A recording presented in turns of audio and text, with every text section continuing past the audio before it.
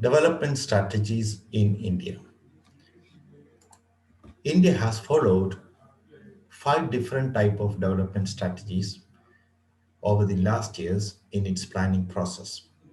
The first one is Mahalanobis model, second one is LPG model, third is Gandhian model, fourth is PURA model, fifth is inclusive growth strategy. Let us discuss each of these models. First one is Mahalanobis model of growth. PG Mahalanobis was responsible for introducing this strategy of development based on Russian experience. This strategy emphasized investment in heavy industry to achieve industrialization in India. Nehru once said industrialization meant nothing but the development of heavy industries. The second one is LPG model of development. This was introduced in 1991, and this model emphasized liberalization, privatization, and globalization. So that's why it is known as LPG model. And this model has given much emphasis to privatization. So emphasis is on the role of the private sector. Stress is on more liberal and market-driven pattern of development. Major changes of this 1991 LPG policies. That is, the major first change is areas hitherto reserved for the public sector were open to the private sector. That is de-reservation, and permitted the private sector to set up industrial units without license, delicensing, abolished the threshold limit of investment in respect of MRTP companies, and freed the business houses to invest without any ceiling. Decided to grant approval for foreign direct investment up to 51% in high priority areas. Decided to refer SICK public sector units to Board of Industrial and Financial Reconstruction BIFR for the formulation of revival packages. Decided to give greater autonomy to public sector institutions. The economy was opened to other countries to encourage more exports. This is nothing but globalization. Restrictions on trade were also removed. The LPG model has certain weakness.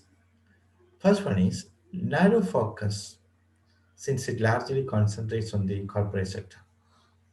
The model bypasses agriculture sector. The model neglects the interest of small and medium sector. The model emphasizes a capital-intensive pattern of development, and there are serious apprehensions about its employment potential. The model has followed IMF World Bank prescription of stabilization and structural adjustment. Gandhian model of growth. Acharya S. N. Agarwala brought out the Gandhian plan in 1944. The basic objective of this model is to raise the material as well as the cultural level of Indian masses so as to provide a basic standard of life. This model aims at improving the economic conditions of villages in India. This model emphasizes the development of cottage and village industries. Gandhian model of growth continuation. This model aims at the reform of agriculture. It aims at attaining national self-sufficiency in foodstuff and regional sufficiency in food.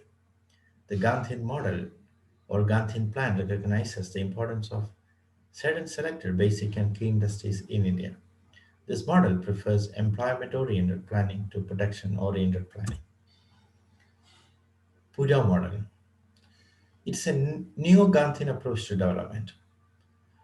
PURA means providing urban amenities in rural areas or provision of urban amenities in rural areas. Dr. APJ Abdul Kalam, in his address to the Food Security Summit on 5th February 2004, outlined the concept and strategy of PURA. The PURA model calls for integrated action on the following five areas. First one is agriculture and food processing. Second, reliable and quality electric power. Third, education and healthcare. Fourth, expansion of information and communication technology. Fifth, development of strategic sectors like space and defense technology. PURA model involves four types of connectivity.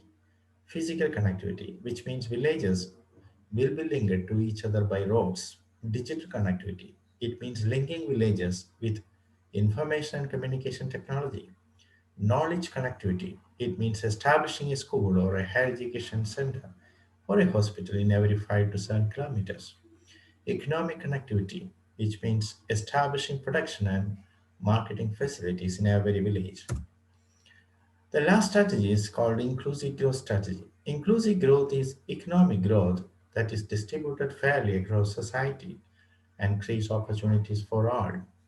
It means having access to essential services in health and education by the poor. It includes providing equality of opportunity, empowering people through education and skill development.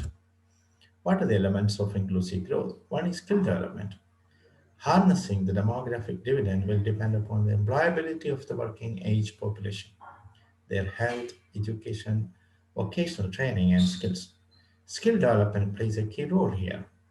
India is facing a dual challenge in skill development. First, there is a paucity of highly trained workforce in India, but there is a non-employment of conventionally trained youths. According to the Economic Survey 2007, over 30% of Indian youths are need. Need means not in education, not in employment, or not in training. Thank you.